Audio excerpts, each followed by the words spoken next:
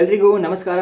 Second P U C biology ಎಕ್ಸಾಮಲ್ಲಿ ನೀವು ಹೇಗೆ ಈಸಿಯಾಗಿ ಪ್ರಿಪೇರ್ ಮಾಡ್ಕೋಬೇಕು ಹಾಗೂ ಹೇಗೆ ಸ್ಟೂಡೆಂಟ್ಸ್ 100/100 ಸ್ಕೋರ್ ಮಾಡಿಬಿಡ್ತಾರೆ ಬಯಾಲಜಿ ಎಕ್ಸಾಮಲ್ಲಿ, ಅಥವಾ ನಾನು ಹೇಗೂ 99/100 ಸ್ಕೋರ್ ಮಾಡಿದ್ದೆ ನನ್ನ second P U C board biology ಎಕ್ಸಾಮಲ್ಲಿ, ಈ ಒಂದು ವಿಡಿಯೋಲಿ ಡಿಸ್ಕಸ್ ಮಾಡೋಣ.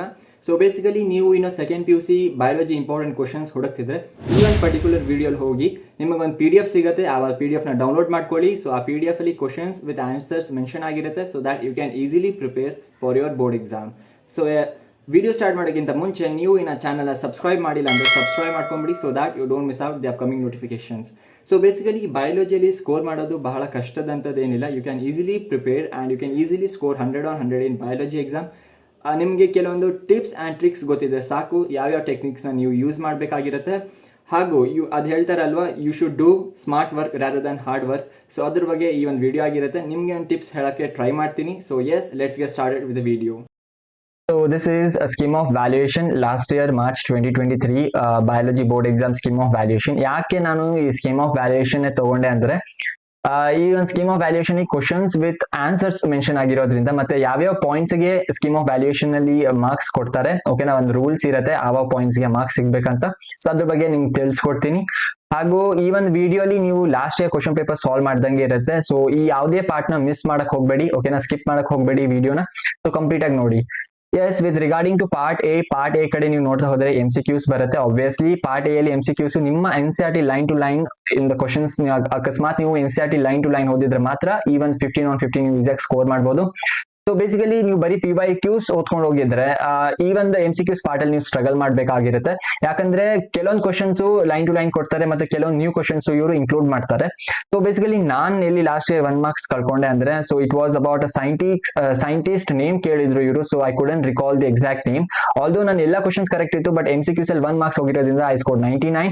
So you also should be taking very care of this MCQs, because MCQs ನೀವು line to line biology NCERT text book ಓದಿದ್ರೆ ಮಾತ್ರ ನೀವು ಈಸಿಯಾಗಿ 15/15 ಪ್ರಿಪೇರ್ ಮಾಡ್ಕೋಬಹುದು. ಸೊ ಬೇಸಿಕಲಿ ಇಲ್ಲಿ ನೋಡ್ತಾ ಹೋಗೋಣ. ನಿಮ್ಗೆ ಇನ್ನೊಂದು ಏನ್ ಇಂಪಾರ್ಟೆಂಟ್ ಟಿಪ್ ಕೊಟ್ಟೆ ಅಂದ್ರೆ ಸೈಂಟಿಸ್ಟ್ ನೇಮ್, ಅದ್ರ ಮೇಲೂ ಈ ಸತಿ ಕ್ವಶನ್ಸ್ ಬರ್ಬೋದು. So you should go through the highlighted parts of NCERT on scientist names and all, ಓಕೆನಾ. ಅವ್ರ ಡಿಸ್ಕವರಿ ಮತ್ತೆ ಅವ್ರದ್ದೊಂದು ಎಕ್ಸ್ಪೆರಿಮೆಂಟ್ಸ್ ಇರುತ್ತಲ್ವಾ, ಸೊ ಅದ್ರ ಬಗ್ಗೆ ಕ್ವಶನ್ಸ್ ಬರ್ಬೋದು. ಸೊ ಅದನ್ನ ಪ್ರಿಪೇರ್ ಮಾಡ್ಕೊಳ್ಳಿ. ಅಂಡ್ ಎಸ್, ನೆಕ್ಸ್ಟ್ ನೋಡ್ತಾ ಹೋದ್ರೆ fill in the blanks easy ಇರುತ್ತೆ ನಿಮ್ದು. fill in the blanks ಅಲ್ಲಿ ಟೆನ್ಷನ್ ತಗೊಳ್ಳೋ ಅವಶ್ಯಕತೆ ಏನಿಲ್ಲ, it will be easy.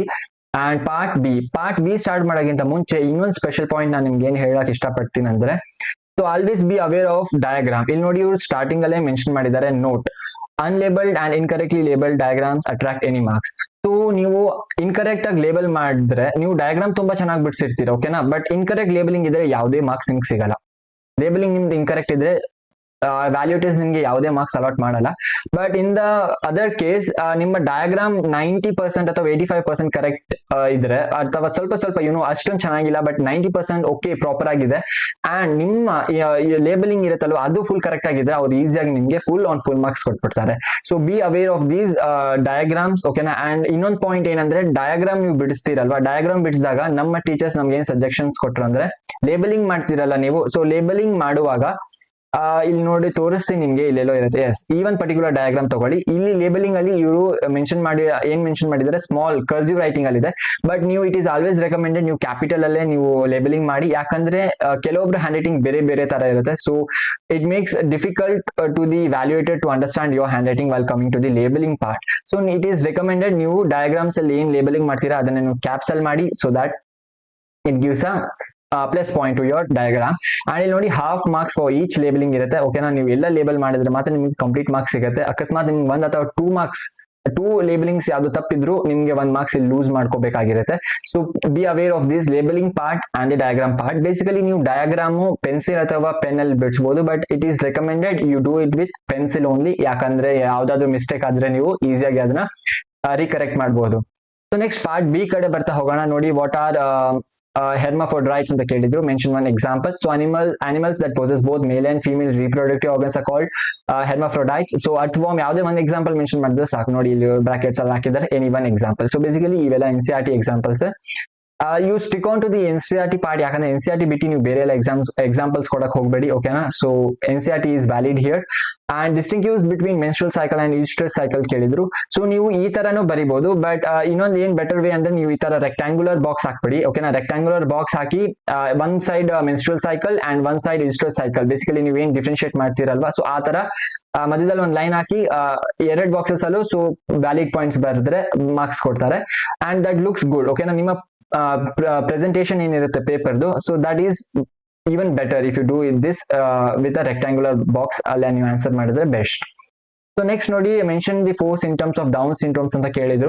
So mention the 4 symptoms of down syndrome ಅಂತ ನೀವು 4 ಸಿಂಟಮ್ಸ್ ಮೆನ್ಷನ್ ಮಾಡಬಹುದು. ಬಟ್ ಇಲ್ಲಿ ಇನ್ನೊಂದು ಪಾಯಿಂಟ್ ಏನ್ ನಾನು ಹೇಳಕ್ ಇಷ್ಟಪಡ್ತೀನಿ ಅಂದ್ರೆ, ನಿಮ್ಮ ಹ್ಯಾಂಡ್ ರೈಟಿಂಗ್ ಸ್ಪೀಡ್ ಚೆನ್ನಾಗಿದ್ರೆ, if your handwriting speed is good, then what you can do is ನೀವು ಅಗೈನ್ ಕ್ವಶನ್ ನಂಬರ್ ಬರ್ದಿ, ಈ ಒಂದು ಹೆಡ್ಡಿಂಗ್ ಇರುತ್ತಲ್ಲ 4 ಸಿಂಟಮ್ಸ್ ಆಫ್ ಡೌನ್ ಸಿಂಡ್ರೋಮ್ ಅಂತ ಮತ್ತೆ ಬರ್ದಿ ಆಮೇಲೆ ಪಾಯಿಂಟ್ಸ್ ಬರೀರಿ. ಯಾಕಂದ್ರೆ although your handwriting speed is good, ಓಕೆನಾ, ನಿಮ್ಮ ಹ್ಯಾಂಡ್ ರೈಟಿಂಗ್ ಸ್ಪೀಡ್ ಗುಡ್ ಆಗಿರೋದ್ರಿಂದ, ನೀವು ಚೆನ್ನಾಗಿ ಬೇಗ ಬರೆಯೋದ್ರಿಂದ ನೀವು ಇನ್ನೊಂದ್ಸತಿ ಆ ಒಂದು ಹೆಡ್ಡಿಂಗ್ ನ ಮೆನ್ಷನ್ ಮಾಡಬೇಡಿ, so that it gives a positive impact on the ವ್ಯಾಲ್ಯೂಯೇಟರ್ಸ್ and it even improves your present paper presentation skill, okay na.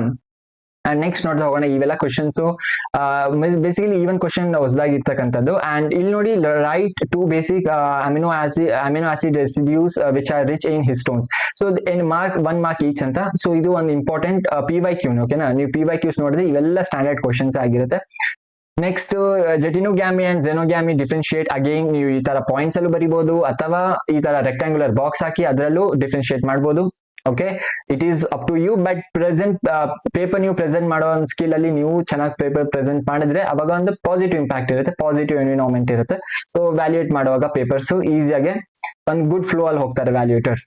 Next ನೋಡಿ, ಇಲ್ಲೇನಿತ್ತು mention 2 examples of evaluation of anthropogenic actions. So okay, any 2 ಬರೆದ್ರು ಸಾಕು. Next, the use of CNG is better than petrol or diesel, give 4 reasons. So basically ಈ ಒಂದು line to line ನೀವು ಓದ್ತಾ ಹೋದ್ರೆ NCERT ನಿಮ್ಗೆ ಇದೆ ಆನ್ಸರ್ ಸಿಗುತ್ತೆ. ಇಲ್ಲಿ ನೋಡಿ half marks ಈಚ್ ಹಾಕಿದ್ದಾರೆ. CNG burns most efficiently, CNG is cheaper than petrol, CNG cannot be siphoned or off by thieves, or CNG cannot be adulterated like petrol or diesel. Okay, next part C ಕಡೆ ಬರ್ತಾ ನೋಡಿ, why is oxytocin necessary for patuation? So this is also one of the repeated question, okay na. ನೀವು PYQs ನೋಡ್ತಾ ಹೋಗಿ. Basically ನಾನು ನಿಮ್ಗೆ ಏನ್ mention ಮಾಡಿದೆ, PDF ಯಾವ ವಿಡಿಯೋ ನಾನು ನಿಮ್ಗೆ ಸ್ಟಾರ್ಟಿಂಗ್ ಅಲ್ಲಿ ಮೆನ್ಷನ್ ಮಾಡಿದ್ದೆ ಅದ್ರಲ್ಲಿ ಹೋಗಿ ನೋಡಿ, ಒಂದು PDF ಸಿಗುತ್ತೆ. ಆ ಒಂದು PDF ಅಲ್ಲಿ ಎಲ್ಲ ಕ್ವಶನ್ಸ್ ವಿತ್ ಆನ್ಸರ್ಸ್ ಮೆನ್ಷನ್ ಆಗಿರುತ್ತೆ. ಆ ಒಂದು PDF ನ ನೀವು ಥರೋಗಿ ಪ್ರಿಪೇರ್ ಮಾಡಿದ್ರೆ ಸಾಕು, ನೀವು ತುಂಬಾ ಚೆನ್ನಾಗಿ ಸ್ಕೋರ್ ಮಾಡ್ಬಿಡ್ತೀರಾ. So stick on to that PDF. Next ನೋಡಿ, what is infertility, give reasons for infertility in humans ಅಂತ ಕೇಳಿದ್ದಾರೆ. So basically again you have to mention the NCERT points only, okay na. ಬೇರೆ ಯಾವ್ದು ಪಾಯಿಂಟ್ಸ್ ನೀವು mention ಮಾಡಿದ್ರೆ you could lose marks, because as per scheme of valuation is as per the NCERT only. Mention the 3 applications for DNA fingerprinting technique, okay na, 3 applications. Okay, ನೋಡಿ scheme of valuation diagrams ಹಾಕಿದ್ದಾರೆ, but you can easily go through these diagrams, ಓಕೆನಾ. First of all ನಾನು ಹೇಳೋದು ಏನಂದ್ರೆ, ನೀವು diagrams ಚೆನ್ನಾಗಿ prepare ಮಾಡ್ಕೊಂಬಿಡಿ. ನಿಮ್ಮ ಯಾವ್ಯಾವ ಚಾಪ್ಟರ್ಸ್ ಇದೆ ಈ ವರ್ಷ, ಸೊ ಅವೆಲ್ಲ ಚಾಪ್ಟರ್ಸ್ ಡಯಾಗ್ರಾಮ್ಸ್ ನೀವು ಈಸಿಯಾಗಿ ಪ್ರಿಪೇರ್ ಮಾಡಿದ್ರು ಸಹ ನೀವು you can score good in diagrams also. ಯಾವುದೇ ಡಯಾಗ್ರಾಮ್ ಕ್ವಶನ್ ನೀವು ಬಿಡಕ್ ಹೋಗ್ಬೇಡಿ. Next, what is poultry, mention 2 important components of poultry farm management. So yes, so ಇವೆಲ್ಲ ಪಾಯಿಂಟ್ಸ್ ಆಗಿರುತ್ತೆ, ನೀವು ಈಸಿಯಾಗಿ ಮೆನ್ಷನ್ ಮಾಡಿ. ಅಂಡ್ ಇನ್ನೊಂದು ಪಾಯಿಂಟ್ ಏನಂದ್ರೆ, ನೀವು ಇಲ್ಲಿ ಏನಾದ್ರು ನೋಡಿ ದಿಸ್ ಈಸ್ ಫ್ರೀ, ಸೊ ಇದನ್ನ ನೀವು ಅಂಡರ್ಲೈನ್ ಮಾಡಬಹುದು. ದಿಸ್ ಈಸ್ ಫ್ರೀ ಅಂತ ಅಂಡರ್ಲೈನ್ ಮಾಡಿ. Providing proper feed, okay, underline ಮಾಡಿ. ಸೇಫ್ ಫಾರ್ಮ್ ಕಂಡೀಷನ್ಸ್ ಅಂಡರ್ಲೈನ್ ಮಾಡಿ. ಸೊ ವೆರಿ ಸ್ಪೀಡ್ ಆಗಿ ನೀವು ವ್ಯಾಲ್ಯೂಯೇಟರ್ಸ್ ಏನಿರ್ತಾರೆ ಅವರು ಆರಾಮ್ಸೆ ನಿಮ್ಮ ಆನ್ಸರ್ ಶೀಟ್ ಅರ್ಥ ಮಾಡ್ಕೊಂಡು ಅವ್ರು ವ್ಯಾಲ್ಯೂಯೇಟ್ ಮಾಡ್ಬೋದು. ನೆಕ್ಸ್ಟ್ ಪಾರ್ಟ್ ಡಿ ಕಡೆ ಹೋಗೋಣ. ಸೊ ಪಾರ್ಟ್ ಡಿ ಅಲ್ಲಿ ನೋಡಿ, ಓಕೆನಾ, ವಾಟ್ ಈಸ್ ಡಬಲ್ ಫರ್ಟಿಲೈಸೇಷನ್ ಅಂತ ಒಂದು ಕ್ವಶನ್ ಇತ್ತು. And describe fertilised embryo sack with a label diagram. So this was another new question, ಓಕೆನಾ, ನಮ್ಗೆ last year. So it is not seen in the very less in the PYQs, but so ಈ ತರ questions ನಿಮ್ಗೂ ಒಂದು ಹೊಸದಾಗಿ ಇವ್ರು implement ಮಾಡ್ಬೋದು. And ನೋಡಿ ಇಲ್ಲಿ ಏನ್ ಮಾಡಿದ್ದಾರೆ, 2 for explanation marks and 2 marks for diagram. So 2 marks ಇಲ್ಲಿ ಕೊಡ್ತಾರೆ, ಅಂಡ್ ಇಲ್ಲಿ ನಿಮ್ಮ 2 ವ್ಯಾಲಿಡ್ ಪಾಯಿಂಟ್ಸ್ ಇದ್ರೆ 2 marks ಇಲ್ಲಿ ಬರುತ್ತೆ. ಸೊ 4 marks ನಿಮ್ಗೆ ಇಲ್ಲಿ ಈಸಿಯಾಗಿ ಸಿಗುತ್ತೆ. ಸೊ ಇಲ್ಲಿ ನೋಡಿ, the phenomena of 2 stages of fusion, that is syngamy and triple fusion that take place in an embryo sac of following a flowering plant system at double fertilization. Okay na, even standard statement idu NCERT ಅಲ್ಲಿ. Next, structure of fertilised embryo sack, ಈ ಒಂದು structure ನ ನೀವು describe ಮಾಡ್ಬೇಕಾಗಿರುತ್ತೆ. So ಅವಾಗ ನಿಮ್ಗೆ complete marks ಸಿಕ್ಬಿಡುತ್ತೆ. Next draw label diagram of human sperm ಅಂತ ಕೇಳಿದ್ರು. ಅಗೈನ್ ಲೇಬಲಿಂಗ್ ಬಂದಾಗ ನೀವು ಕ್ಯಾಪಿಟಲ್ ಅಲ್ಲಿ ಮಾಡಿ ಅಂಡ್ ಹಾಫ್ ಮಾರ್ಕ್ಸ್ ಇರುತ್ತೆ. ಅಂಡ್ ಡಯಾಗ್ರಾಮ್ ನಿಮ್ಗೆ ಟೆನ್ಷನ್ ತಗೊಳ್ಳೋ ಅವಶ್ಯಕತೆ ಏನಿಲ್ಲ. ನಿಮ್ಮ ಡಯಾಗ್ರಾಮ್ ಆಲ್ಮೋಸ್ಟ್ 90% ಪ್ರಾಪರ್ ಆಗಿದ್ರೆ, ಲೇಬಲಿಂಗ್ ಪ್ರಾಪರ್ ಆಗಿದ್ರೆ ಕಂಪ್ಲೀಟ್ ಮಾರ್ಕ್ಸ್ ಸಿಗುತ್ತೆ. Next, what is incomplete dominance? Explain it with reference to flower color in Snapdragon. Okay, na? So again, what you can do here is point wise ನೀವು ಬರಿಬಹುದು instead of writing this in a paragraph. ನೋಡಿ ಇವ್ರು ಏನೇನ್ 1 marks ಯಾವ್ದು ಕೊಟ್ಟಿದ್ದಾರೆ ಅಂದ್ರೆ, ಇಲ್ಲಿ ನೋಡಿ ಇವ್ರು ಮೆನ್ಷನ್ ಮಾಡಿದ್ದಾರೆ red flower with RR with homozygous white flowered plant RR, and ಈ ತರ ಪಾಯಿಂಟ್ಸ್ ಅಲ್ಲೇ ನೋಡಿ ನೀವು ಬರೆದ್ರೆ ನಿಮ್ಗೆ ಒಂದೊಂದು ಮಾರ್ಕ್ಸ್ ಸಿಗುತ್ತೆ ಈಸಿಯಾಗಿ, instead of writing those in paragraphs. So it is better to write in points, ಯಾಕಂದ್ರೆ ನಿಮ್ಗೆ ವ್ಯಾಲಿಡ್ ಪಾಯಿಂಟ್ಸ್ ಗೊತ್ತಿದ್ರೆ ನೀವು ಈಸಿಯಾಗಿ ಬರಿಬಹುದು. Marks and explanation for 2 marks. So ನೋಡಿ schematic representation can be considered for 2 marks and explanation for 2 marks. Fine. So ಈಗ ನೀವು ಏನ್ ರೆಪ್ರೆಸೆಂಟ್ ಮಾಡ್ತೀರಾ ಇಲ್ಲಿ, ಸೊ ಇಷ್ಟಾಗಿ ನೀವು ಪ್ರಾಪರ್ ಆಗಿ ರೆಪ್ರೆಸೆಂಟ್ ಮಾಡಿದ್ರೆ 2 marks ಅಂಡ್ ನಿಮ್ಮ ಎಕ್ಸ್ಪ್ಲನೇಷನ್ಗೆ 2 marks. So okay, next question ನೋಡ್ತಾ ಹೋಗೋಣ. Explain 5 benefits of creating transgenic animals ಕೇಳಿದ್ರು ನಮ್ಗೆ. ಸೊ ಎಸ್, ನೀವು ಇದಕ್ಕೆ ಪ್ರಾಪರ್ ಆಗಿ ಬರಿಬೇಕಾಗಿರೋದು, ಯಾಕಂದ್ರೆ ಇಲ್ಲಿ ಒಂದು ಪಾಯಿಂಟ್ಸ್ ನೀವು ನೆನ್ಪಿಟ್ಕೋಬೇಕು. ಸೊ ಎಕ್ಸಾಕ್ಟ್ ಪಾಯಿಂಟ್ಸ್ ಬರೆದ್ರೆ ಮಾರ್ಕ್ಸ್ ಮಾತ್ರ ನಿಮ್ಗೆ ಮಾರ್ಕ್ಸ್ ಸಿಗುತ್ತೆ. ಸೊ ಎಸ್, ನೆಕ್ಸ್ಟ್ ನೋಡ್ತಾ ಹೋಗೋಣ. ನೋಡಿ ನೋಟ್ ಇವ್ರು ಏನ್ ಕೊಟ್ಟಿದ್ದಾರೆ, mentioning only value points without explanation half marks each. So yes, ನಾನು ನಿಮ್ಗೆ ಆಲ್ರೆಡಿ ಏನ್ ಹೇಳಿದೆ. ಸೊ ನೋಡಿ ಇಲ್ಲಿ mentioning only value points without explanation half marks each. So ಬರೀ ವ್ಯಾಲ್ಯೂ ಪಾಯಿಂಟ್ಸ್ ಅಂದ್ರೆ ಏನು, ಬರೀ ಈ ತರ ಬರ್ತಾರೆ ನೋಡಿ. Normal physiology and development, study of disease, biological products, vaccine safety, chemical safety testing, ಬರೀ ಈ ತರ ಪಾಯಿಂಟ್ಸ್ ಮೆನ್ಷನ್ ಮಾಡಿದ್ರೆ ಹಾಫ್ ಮಾರ್ಕ್ಸ್ ಅಷ್ಟೇ ಬರುತ್ತೆ. ಸೊ ಇಲ್ಲಿ ನೋಡಿ ಹಾಫ್ ಮಾರ್ಕ್ಸ್ ಅಂಡ್ 2.5 marks ಅಷ್ಟೇ ಬರುತ್ತೆ. ನೀವು ಎಕ್ಸ್ಪ್ಲೈನ್ ಮಾಡಬೇಕು, ಎಕ್ಸ್ಪ್ಲೈನ್ ಮಾಡಿದ್ರೆ ಮಾತ್ರ ನಿಮ್ಗೆ ಇಲ್ಲಿ ಕಂಪ್ಲೀಟ್ ಮಾರ್ಕ್ಸ್ ಬರುತ್ತೆ. ಓಕೆನಾ? So this is important point, ನೆನ್ಪಿಟ್ಕೊಳ್ಳಿ. ನೆಕ್ಸ್ಟ್ ನೋಡಿ, name the disease caused by the following organisms. ಓಕೆನಾ? ಇವು ಅಷ್ಟೇ ನೀವು ಎಕ್ಸಾಕ್ಟ್ ಆಗಿ ಬರಿಬೇಕಾಗಿರುತ್ತೆ. ಸೊ ಓಕೆ, ಇಲ್ಲಿ ಮಿಸ್ಟೇಕ್ ಮಾಡಕ್ ಹೋಗ್ಬೇಡಿ. ಇವೆಲ್ಲ highlighted parts of your NCERT only. So ನೀವು ಪ್ರಿಪೇರ್ ಮಾಡಿರ್ತೀರಾ. And ಇಲ್ಲಿ ನೋಡಿ next, name the technology that can be successfully increase the heard size of cattle in a short time, explain the steps involved in. Okay, ನಮ್ಗೆ ಇವೆಲ್ಲ questions ಕೇಳಿದ್ರು. Basically ಇಲ್ಲಿ ನೋಡಿ valuation ಅಲ್ಲಿ 1 marks, half marks ಇದಕ್ಕೆ ಕೊಟ್ಟಿದ್ದಾರೆ. So this point is considered to be half marks.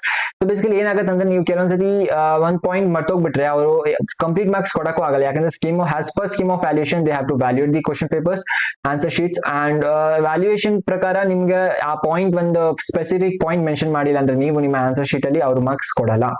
So next ನೋಡಿ, answer any 2 questions of the following. Explain the role of microbes in industrial products. So yes, again, any 5 microbes and its products, each 1 mark. ಅಷ್ಟೇ. 5 ಇದಕ್ಕೆ 5 microbes ನ ಬರ್ದಿ, ಅದರದ್ದು ಒಂದು ಇದಿರುತ್ತಲ್ವಾ, it's product ಇರುತ್ತಲ್ವಾ, ಅದು mention ಮಾಡಿದ್ರೆ 5 marks, ಈಚ್ ಮಾರ್ಕ್ಸ್ ಬಂದ್ಬಿಡುತ್ತೆ. So yes, you are going to get 5 marks here. And next, write any 4 tools used in recombinant DNA technology. Mention any 2 methods for introducing alien DNA into host cell. Name the stain used in to visualize DNA fragments in gel electrophoresis. So ಇಲ್ಲಿ ನೋಡಿ, gel electrophoresis again mention ಮಾಡಕ್ ಹೇಳಿದ್ದಾರೆ ಯಾವ stain ನೀವು use ಮಾಡ್ತೀರಾ. So ethidium bromide you are going to use here, and as tools and methods follow to introduce. Okay na? Any 2 1 mark each. Okay na? 1 mark each. Okay, next ನೋಡಿ, describe Griffith's experiment to show transformation in bacteria. Yes, again you have to be writing this part in points only, valid points. ನೋಡಿ, half marks. First 3 points ಎಲ್ಲ half marks. Next ಇಲ್ಲಿ ನೋಡಿ 1 mark again ನೋಡಿ, when he injected a mixture of heat killed a strain and lives are strain bacteria, the mice died. Moreover, he recovered leaving X bacteria from the dead mice. So ಇದಕ್ಕೆ complete 1 marks. So basically ನೀವು ಇದರಲ್ಲಿ ಯಾವ್ದೋ ಒಂದು point ಮರ್ತೋಗ್ಬಿಟ್ರೆ half marks ನೀವು loose ಮಾಡ್ತೀರಾ. Even ಇಲ್ಲಿ direct ಇಲ್ಲಿಂದ start ಮಾಡಿದ್ರು ಸಹ ನಿಮ್ಗೆ 1 marks ಇವ್ರು ಕಂಪ್ಲೀಟ್ ಆಗಿ ಇವ್ರು ಕೊಡಲ್ಲ. ಓಕೆನಾ? So you have to start with these points only. ಓಕೆನಾ? ನೆಕ್ಸ್ಟ್ ನೋಡಿ, ನಾ mention any 2 mechanisms how human body compensates low oxygen availability. So yes, any 2 points, any 2 marks, half marks each. Fine. ಇವೆಲ್ಲ basically NCERT standard questions. PYQ ಸೋಲ್ ನೋಡಿದ್ರು ಸಹ ನಿಮ್ಗೆ ಸಿಗುತ್ತೆ, ಇವೆಲ್ಲ ಕ್ವಶನ್ಸ್ ಕೇಳಿದ್ದಾರೆ. Write a brief account of electrostatic precipitator with neat label diagram. Again diagram ನೀವು ಫಸ್ಟೇ ಬರ್ದ್ಬಿಡಿ, ಆಮೇಲೆ ನೀವು ಪಾಯಿಂಟ್ಸ್ ನ ಬರೀರಿ. So yes, it gives a positive impact. And ಇಲ್ಲಿ ನೋಡಿ 3 marks for diagram, ಯಾಕಂದ್ರೆ ಇಲ್ಲಿ 6 labelings ಇರಬೇಕು. 1 2 3 and 4 5 and 6. Obviously 6 labelings ಇರೋದ್ರಿಂದ 3 marks for the diagram and half marks each for the labeling as I said, and 2 marks for the explanation part. and X.